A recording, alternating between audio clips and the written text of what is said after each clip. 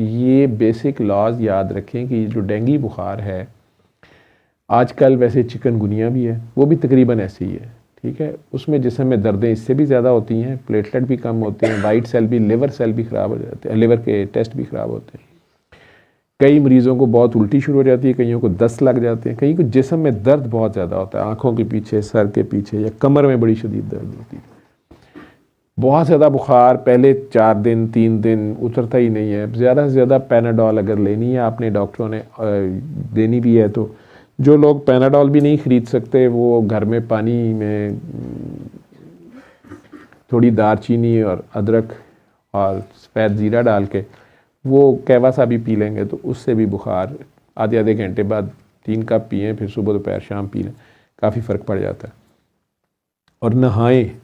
اگر 100 سے اوپر بخار ہے، اگر آپ کے گھر میں پانی آتا ہے، آپ میرے تو سننے والے زیادہ تر غریب لوگ ہیں جن کے گھروں میں پانی بھی کئیوں کا نہیں ہوتا، بتاتے ہیں مجھے، یا اتنا پانی نہیں ہوتا، لیکن بہرحال اگر نہا سکتے ہیں نہا لیں.